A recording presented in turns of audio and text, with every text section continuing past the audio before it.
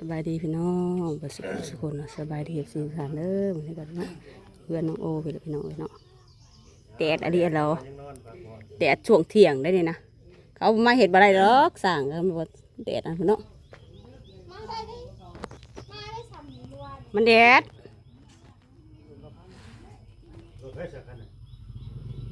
ตุ๊กต้มหน่อไม้ไปหานะไปหาสบายดีสบายดีลำไยหน่อยเอาลำไยหน่อยหยิบเปื่อยแล้วนะอ๋อตัวเป็นตะเสียบแค่นะ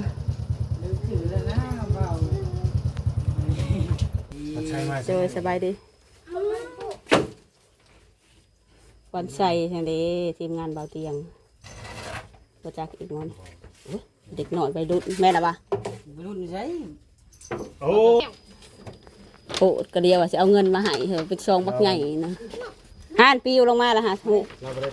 ห่านหูไผ่เราบริทามเอาเงินนะบอกบ่ฮู้แล้วเราว่าผักไว้ในเรามีแต่ผ่าซื่อๆบ่ผากไว้ยังเราเอามาใช่บ่เราเอามาพี่บ่แล้วเราบอกให้จำมโนครัวนะวันเทศง่ายเนาะว่ามันง่ายง่ายนะเนาะง่ายฮู้กันว่าเรามีบอกกูไปว่าเอามันง่ายแล้วเอาซื้อเขาต้องถามแม่นกระทะยังต้องถามมันไปถามมึงแม่กูถามมึงวันนี้สร้างยังไม่ได้มาเห็ดเวียกพี่น้องเอ้ยมันยังแดดยังห่อนอยู่พักเที่ยงจะทะเลเปิดกล้องนี่บ่ว่าเป็นนี่เด้บ่นี่แหละมาให้แต่กระโปงเครื่องครัวแหละเครื่องครัวข้าวเด้ข้าวสอบหนึ่งเนาะแล้วก็มีข้าวมียังอะไรอันนี้ถ้าผู้ได้เข้ามาติดตามเบิ่งแต่ที่แรกก็สิฮู้ดีเนาะผู้ที่มาคอมเมนต์ในนี้สงสัยเพิ่นบ่ได้เบิ่งคลิปอะไรเลยบ่ฮู้เพิ่นหาก็มาติดตามใหม่บ่จัก FC ใหม่ก็เลยบ่ฮู้แล้วบางทีแบบบ่ได้เบิ่งคลิปต่อเนื่องนะก็เลยบ่ฮู้แม่นเนาะเลยบ่ฮู้เพราะว่าเฮาก็ซื้อมาตัวปลายสาเหตุเนาะบ่แม่นเป็นทิศละบ่เป็นทิศ2ทิศละมั้งเนาะไอ้ซื้อของเขาซื้อยังมาให้เด้เพิ่นว่าที่แรกให้เขาเฮ็ดให้น้องเพิ่นนี่มาเฮ็ดกินเองเด้อเพื่อว่าสิเป็นการฝึกไปในโตฝึกไปในโตให้น้องเพิ่นเอาไปเนาะถ้าเฮาเฮ็ดให้มันก็สิอันนั้นเด้ยามมื้อเช้ามาเป็นโตมาให้แบบนี้นึ่งข้าวแบบนี้ก็สินั่นก็สิเฮ็ดยังบ่เป็นให้นึ่งให้กระดึงแดดนั่นแหละมันร้อนเด้จ้ะสบายดีสองน้องเพิ่นเนาะน้องตุ๊กกับน้องโอ้ได้ซื้อขามันมาแต่สวนแล้วก็หลายผู้หลายคนก็ใจจดใจจ่อลุ้นอยู่แล้วก็มีคอมเมนต์เนาะที่เฮาลงคลิปไปล่าสุดนี่แหละบางทีก็มีคอมเมนต์ว่าบ่าวเล่านี่คือไปตั้งคำถามกับน้องแบบนั้นจังซั่นจังซี่ปล่อยล่าสุดได้บ่อันนั้นก็บ่แม่นบ่าวเล่าเด้อพี่น้องเอ้ยเนาะเฮาก็ทำตามผู้ใหญ่ผู้รักผู้ใหญ่ใจดีใจบุญเพิ่นเนาะบ่าวเล่าบ่มีสิทธิ์ดอกสิไปเหตุเกินขอบเขตแล้วก็เกินหน้าที่เด้ออันนี้คือเจ้าของเงินเพิ่นพี่น้องเอ้ยเนาะของผู้เพิ่นซอยเพื่อได้ซานเจ้าของเงินเพิ่นเจ้าของเงินนี่ก็แม่นอยู่ได้ถ้าเกิดว่าเพิ่นซอยเรือก็มาแล้วเพิ่นรับปากมาแล้วนี่เพิ่นก็มีสิทธิ์ได้สิ่งใดที่เพิ่นพอใจบ่พอใจเพิ่นก็มีสิทธิ์เว้ามีสิทธิ์ตำหนิเฮาอันนี้คือเรื่องจริงเด้อพี่น้องเด้อส่วนว่าสบู่ไว้ในไสบ่ไปพุ่นล่ะคือว่ามีงัวอีกตัวหนึ่งงัวไผงัวแม่เฒ่าบ่ก็คือเนี่ยใดเว้าฮอดสารบาดนี่ใจเพิ่นบ่ได้เด้เพิ่นบอกมาได้ฮะก็ต้องเฮ็ดแนวนั้นเด้ถ้าเพิ่นช่วยเหลือเฮาเข้ามาแล้วแม่นบ่น้องโอเฮาก็ต้องเฮ็ดเฮาถ้าเฮ็ดว่าเฮารับปากไปแล้วเฮาก็ต้องเฮ็ดให้ได้นะแต่บัดนี้ในกรณีนี้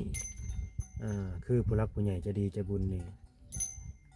อันนี้ไผสิคอมเมนต์ได้ก็ตามแต่เด้อพี่น้องเด้อเนาะ ไผสิคอมเมนต์ไผสิดราม่าจังไดก็ตามแต่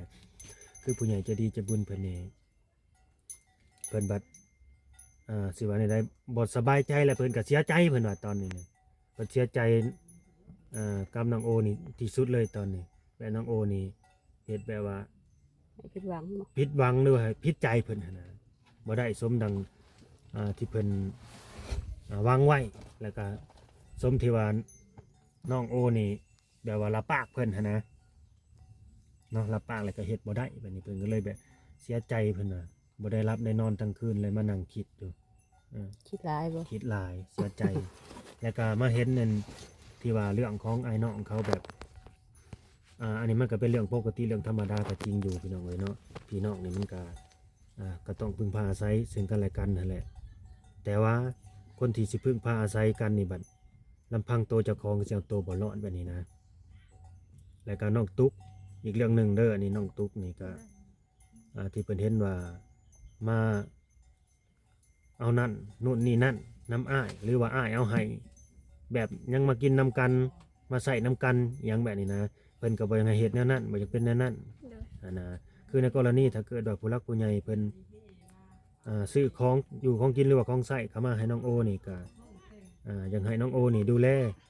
แล้วก็เฮ็ดอยู่เฮ็ดกินเองบ่ต้องไปให้น้องเฮ็ดให้กินเพราะเฮาก็ใหญ่แล้วเป็นอ้ายเฮาก็ต้องเอาตัวให้รอดนะถ้าว่าอ้ายนี่อยากให้น้องกินน้ำเนี่ยนี่ก็อันนี้มันก็อีกเรื่องนึงนะกินถ้าว่ากินได้บ่ก็ได้อยู่ถ้าว่ามันหลวงมันหลายถ้ามันบ่หลายเฮาก็เพราะว่าทั้งน้องเพิ่นนี่ก็อยู่กับหลายคนทั้งนั้นเนาะบางทีเขาอาจจะเรื่องความอยู่ความกินนี่เขาอาจจะบ่ได้ขาดคือทั้งน้องโอนะกรณีน้องโอนี่งานก็บ่ได้เฮ็ดตอนนี้เงินคำก็บ่มีตอนนี้ว่าบ่มีเงินติดธงจักกีบเลยบ่มีกะกี้บ้านเฮ็ดนั่นได้สบายนี่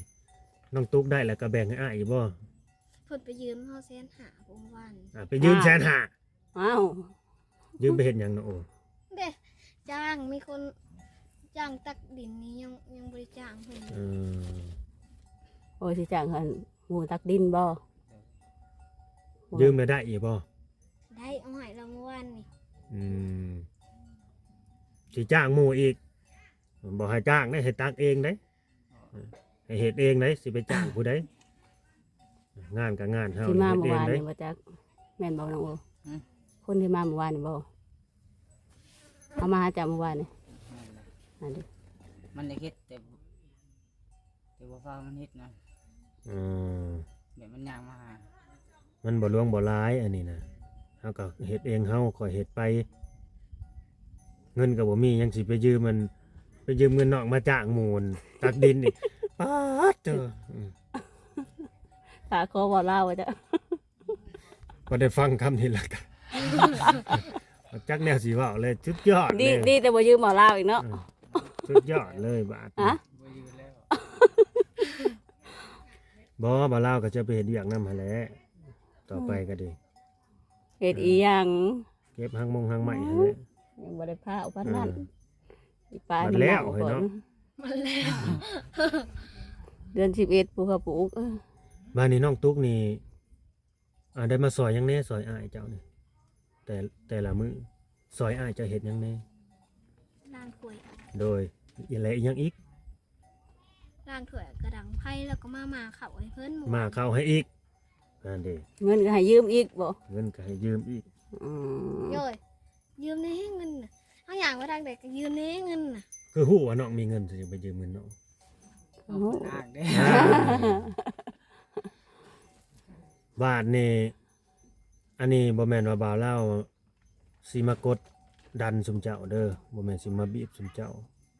คืออยากให้แต่ละคนนี่ให้มีความรับผิดชอบน้องโอนี่คือสำคัญที่สุดเลยต้องมีความรับผิดชอบต่อเจ้าของให้เฮ็ดเอง ให้เฮ็ดเองเบิดบ่ต้องไปบอกน้องไปใส่น้องเฮ็ดเองเบิดน้องตุ๊กก็บ่ต้องเด้อแล้วเอาลูกคือกันนี่ตัวนี้เพิ่นก็กำชับมาอีกได้น้องโอเวลาแบบไปเอาลูกซอยน้องป้อนข้าวป้อนน้ำนั่นนี่นะถ้าว่าเวลาน้องตุ๊กแบบว่าลูกให้ลูกยังนี่นะเมื่อยเอาเลยโอ้เอาร้านซอยเน่อุ้มร้านซอยเน่ยังประมาณนี้นะแบบมันบ่อยู่นะพี่น้องเว้ยอันนี้ก็สิเอาได้อยู่ที่เวลาแบบว่ายุ่งๆนะ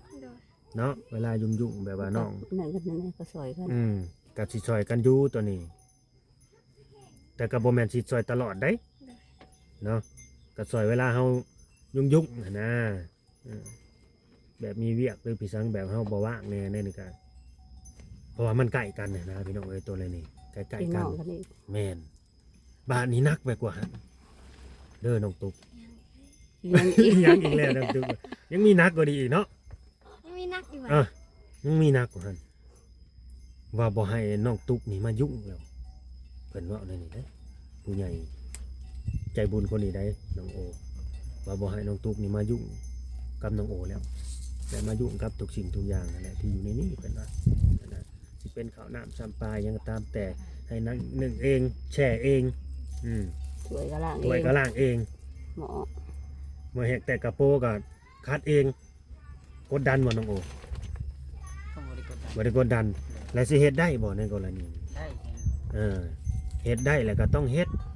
อันนั้นนี่แหละเวลาต่อหน้าบ่าวลาวนี่ว่าเฮ็ดได้เศร้าๆนี่ตื่นสวยลาย แต่ก็ยังก็ตามแต่เด้อน้องตุ๊กบ่ต้องมาสอเด้อ โดย อ้ายเจ้าสิเป็นได้สิเฮ็ดได้ก็เดี๋ยวบ่าวลาวสิเบิ่งเองแหละผู้ใหญ่เพิ่นก็เบิ่งและบางทีมี YouTube ช่องอื่นเพิ่นเข้ามาเนาะบ่มาถ่ายเอาซะตอนน้องเพิ่นยังนอนอยู่บนในลูกนั่นเนี่ยนะเออ เดี๋ยวก็สิฮู้ ระวังน้องโอคือสำคัญที่สุดก็คืออยากให้น้องเพิ่นมีความรับผิดชอบพี่น้องเอ้ยรับผิดชอบต่ออย่างเฮาแต่ละมื้อแหล้วพอเฮาบ่ได้เฮ็ดหยังเด้งานเฮาก็บ่ได้ แต่บ่ได้มีหยังใด อืม คืองานบัดนี้ข้อยก็เฮ็ดคู่มื้อ แม่นงานเฮาก็บ่ได้ทำคือให้เฮารับผิดชอบเรื่องของเฮาเอ ตุ ง กเดียวอีกเอ้า เรื่องของเฮาเอง เจ้าบ่เชื่อบ่ คือก่อนสินอนก็แช่เขานี่นะไว้นึกยามมื้อเช้า ยามมื้อเช้าก็ตื่นแต่เช้าแล้วก็ข้างหม้อข้าวแล้วก็ล้างถ้วยล้างบ่วงช่วยหน้าช่วยตา ถ้วยก็สิบ่หลายแล้วดำใบ ก็สิ สอง บ่ห ใบ ลาย กินผู้เดียว นั่นน่ะบางทีมันบ่มีแนวกินซ้ำก็บ่ได้ล้างกันเด้ถ้วยก็ได้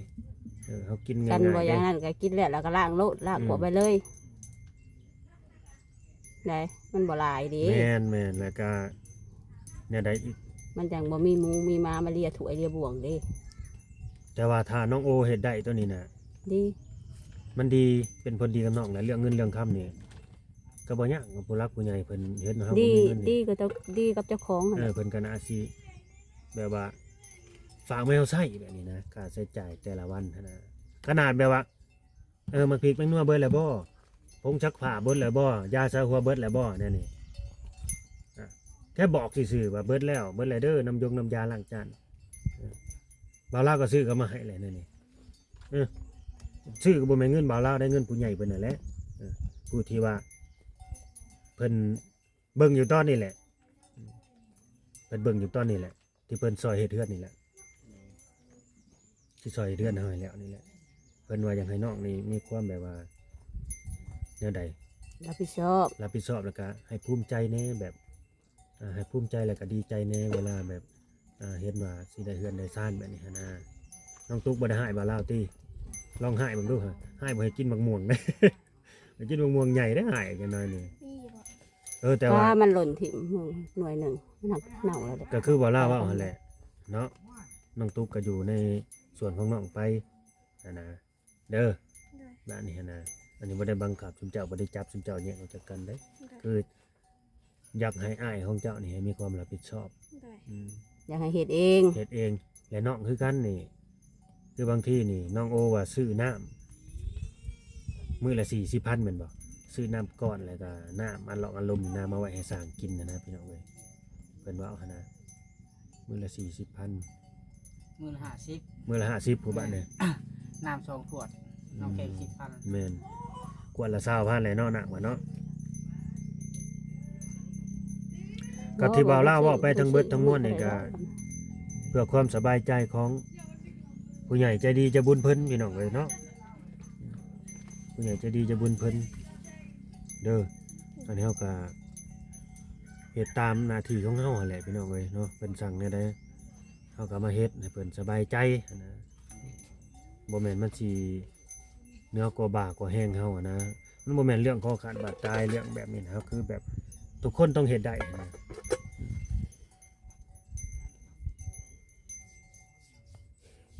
น้องตุ๊กคือกันเนาะโอ้ยบ่บ่าวลาวว่าไปทางเบิดนี่น้องตุ๊กจื้อได้อยู่บ่ฮู้เลยเนาะบ้านนี้คือน้องโอนี่ถามว่าไปเล่นไปหากันได้บ่นี่ว่ามันก็สิได้เด้อเพราะว่ามันอยู่ใกล้กันนะพี่น้องเอ้ยไปได้ถ้าเฮาบ่มีเวียกเฮ็ดเด้อแล้วก็เรื่องความอยู่ความกินนี่ก็คือเฮาเฮ็ดกินเองเฮาแหละข้าวน้ำจำปลากันเอง ต่อไปนี่บ่ได้แปลว่าตุกหนึ่งข้าวให้กูเด้อตุกไปแส่ข้าวให้อ้ายแน่จังซั่นจังซี่บ่ได้คือเก่าได้ต้องรับผิดชอบมาเองตุกไปล้างถ้วยให้อ้ายแน่ก็บ่ได้อีกได้ ต้องเฮ็ดเอง เฮ็ดเองตุกไปนึ่งข้าวให้อ้ายแน่เด้ออุ่นข้าวเย็นให้อ้ายแน่จังนั้นว่าตุกนี่ข้าวเย็นอ้ายเหลือนี่เอาไปอุ่นซะแน่แล้วก็จกใส่ติ๊บให้อ้ายเด้ออ้ายขี้คร้านดังไผเพราะว่าบ่ว่านั่นได้ต้องเฮ็ดเองมีความรับผิดชอบเองกันเฮาขี้คร้านเฮากินข้าวเย็นไปมันต้องไปอยากกินข้าวฮอดน้ำเขาแม่นบ่น้องโอ อันว่าขี้ข้านเห็ดกินปานน่ะก็ได้น้ำปลานะครับมันพริกป่นน่ะตำไว้อย่างมื้อน่ะเนาะจ้ำนั่นแหละข้าวใบเกลือแบบนั้นแหละบ้านนี้กลางๆบางคืนคือกันเพิ่นว่าเขาฟ้าลมฝนตกก็หรือว่ายามเฮ็ดยามร้อนออกก็ เป็นยัง ไปเยี่ยงไปกะนี่แหละพี่น้องเอ้ยเนาะพอแบบว่าเฮาก็เฮาบ่มีเงินซื้อนะก็บ่ได้ซื้อแล้วก็ได้กินของธรรมชาติของที่เฮาหาเองนะ ของหาได้ก็ให้ไปหา ของหาได้ก็ไปหาเองมันก็สิ ประหยัดเฮาแหละ ประหยัดเฮาแล้วเฮาก็บ่ได้เฮ็ดการเฮ็ดงานเด้บ่มีงานทำตอนนี้บ้านนี้ในกรณีนี่ที่ว่ายืมเงินน้องนี่ใช้เบิดแล้วบ่ ยัง ยังเหลือเท่าใด 100,000 เหลือ100,000เบิดได้ไปละ50เนาะเอาในไสมาใส่น้องบัดนี้น้องตุกไอ้โอสิเอาในไสมาใส่เจ้า ก็พูดหมดแล้ว บ่ฮู้อะไรอันนี้การนี้แหละพี่น้องเอ้ยเวลาสิว่าพี่น้องเนาะเขาก็อาศัยไปเพิ่งกันแบบนี้แหละอยู่นํกันนะแต่ก็ต้องเบิ่งนั่นแหละต้องเบิ่งเจ้าของก่อนเฮาสิไปช่วยเหลือคนอื่นนี่เดินน้องโอต่อไปหั่นน่ะเบิ่งว่าเฮานี่มีพอบ่เฮามีเงินบ่หั่นน่ะสมมุติว่าได้เงินจากผู้หลักผู้ใหญ่เพิ่นให้หั่นน่ะเป็นน้ำจิตน้ำใจถ้ามีเงินบ่เฮาคุ้มเจ้าของแล้วบ่จังไปเผื่อแผ่แบบเอ้ยน้องแบบนี้หั่นน่ะและมันบ่เดือดร้อนเฮาบ่อหยังประมาณนี้หั่นน่ะก็บ่จังแนวสิว่าแล้วบ่ลาวก็ดีเนาะก็เว้าซ้ำนั่นแหละเรื่องเฮือนเรื่องซ่านก็คือผู้ใหญ่เพิ่นเนาะหั่นแหละเนาะก็เป็นที่ซอยจนแล้วหั่นแหละผู้ใหญ่ใจดีใจบุญคนนี่น่ะผู้ใหญ่คนใหม่ได้พี่น้องเอ้ยบ่แม่นคนเก่าได้คนใหม่แล้ว แต่ว่ากฎระเบียบเพิ่นขนาดเลย ต้องทำให้ได้ถ้าทำมาได้ทำผิดใจเป็นผลไปเลยก็บ่แล้วอีกเถื่อนนี่ กฎระเบียบแหละบางคนก็ว่ากดดันขนาดเลย ไป FC นะบ่ FC บางคนก็ว่ากดดันก็มาฟังแล้วน้ำตาแทบไหลด้วยว่าซั่น อ้าวที่จริงแบบ บ่ คัน ได้ ว่าเรื่องหนึ่งเขาวหนึ่งน้ำเขาว่าบ่ได้กดดันได้ธรรมดาได้ เราเป็นบทเรียนแล้วเนาะ ไม่ได้กดดันใดคืออยากให้เฮานี่มีความรับผิดชอบแล้วก็ช่วยเหลือเจ้าของได้นั่นแหละถ้าว่ากดดันบ่อย่าไปคิดว่ากดดันเด้อพี่น้องเด้อเนาะคือ แค่เห็ดอยู่เห็ดกินหนึ่งเขาวหนึ่งน้ำกินเองแบบนี้ กฎระเบียบนะเอาว่าง่ายซะกฎระเบียบแล้วก็ยังให้ทำให้ได้สิว่านั่นแหละเนาะไปสิว่าในใดก็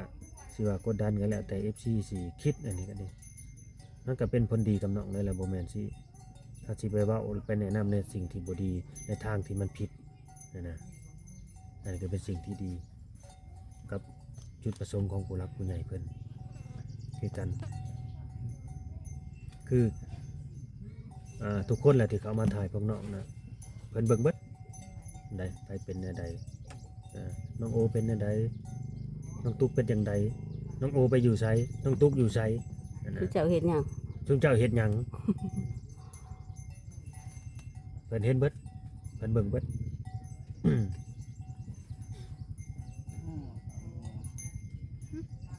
งัว พากันกินข้าวเที่ยงแล้วป่ะเนี่ย ยัง นั่นเด้ เกียงหน่อไม้เห็นเด้ ยังสิแกม วาลากับพันได้กินข้าวเที่ยงคือกัน แต่ว่าตอนมันก็บ่ายโมงกว่าแล้วพี่น้องเอ้ย แต่พอยังไม่ได้หิวแล้ว จนว่าน้องโอก็ยังบ่ได้กินเหมือนกันแถมข้าวก็บ่ได้มายังบ่อยากอีก กินอันลาบน้ำ ให้สกินนั่นต้มมาม่านี่ น้อย เฉพาะแล้วจังบ่อยากเนาะกินต้มมาม่าไปได้เด้ อิ่มแล้วบ่ บ่ให้เครียดเด้อ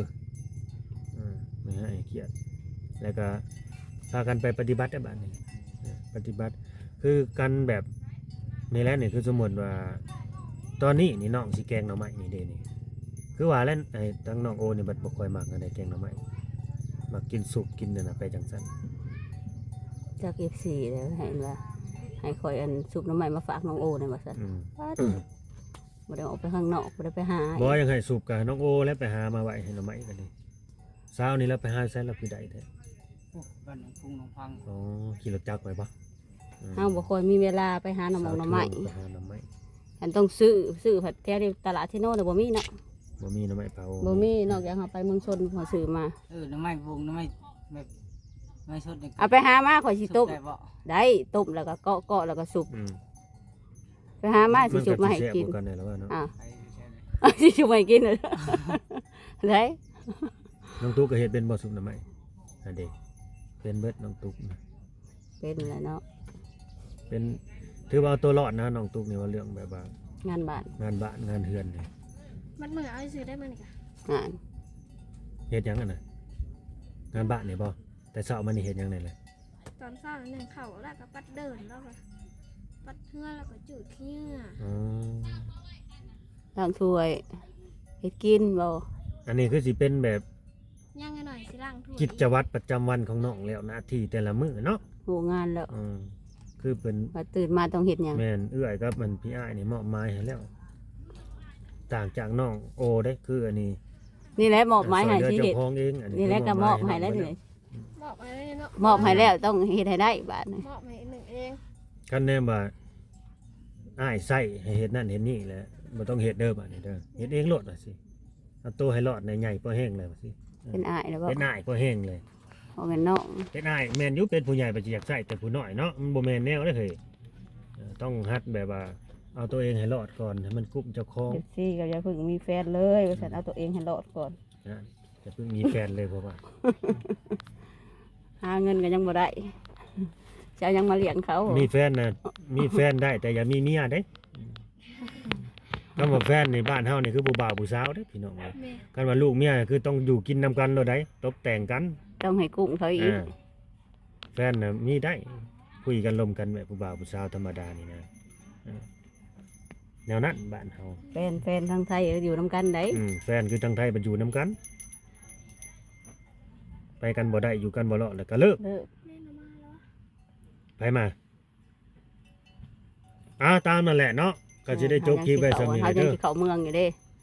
สิได้จบคลิปไว้ซำนี้แหละ เราจักดีไป ขอบคุณขอบคุณ FC เด้อผู้หลักผู้ใหญ่ผู้ใด รถ ที่ จั เข้าก ร มา ได้ เบิ่งมา ขี่ ชม คอกันแล้วแหละ ผู้ใดที่เข้ามาเบิ่งมาชมตั้งแต่ต้นจนจบคลิปก็คอมเมนต์ให้กำลังใจกันหน่อยเด้อพี่น้องเอ้ยเนาะก็สิได้จบคลิป เนาะเสียงรถเบาดีนี่ แล้วก็สิให้ ใหม่ น้องโอนี่เข้าไปนำนี่ได้ไปเฮ็ดบัตรให้มันแล้วเด้อ ครับอีก เข้าไปได้มื้อนี้ได้ให้มันแล้วมื้อนี้เลยได้เพราะว่าเฮาใส่เด็กกับสอกสารหยังเรียบร้อยไปเลย แล้ เด้ ว อ แล้ว บ่ฮู้ว่านะนายบ้านเพิ่นกรอกข้อมูลให้เบิดแล้วบ่หรือจังใดเฮาต้องไปเขียนใหม่หรือบ่หรือจังใดอันนี้ก็ได้ ก็สิแล้วละมั้ง เนาะ อ๋อมื้อเราก็ยังเขียนให้แล้วก็แล้ว ตามนั่นแหละขอบคุณ FC เด้อที่เข้ามาเบิ่งมาชมตั้งแต่ เขียน ต้นจ ได้ นจ ก็ บ ไป คลิ เขีย ป นต่ออีกแล้วเฮ้ยเขียน ก็ได้ก็สู้ๆต่อไปเด้อพวกน้องสองคนเด้อ บ่ให้เขียน ป ให้ ฏิ ให้ บัติปฏิบัติหน้าที่ของเจ้าของให้ดีที่สุดแหละพ่อ บ้านนี้เนาะต่าง โอ้โหหน้าที่ไว้มัน มีหยังก็ปรึกษากันได้คือเก่าหั่นแหละเนาะแต่ว่าบางสิ่งบางอย่างก็คือว่าไปในคลิปนั่นแหละตัวนี้ก็ดียังให้ทำให้ได้เนาะสบายดีน้องโอ สบายดี โอเคระบาดนี้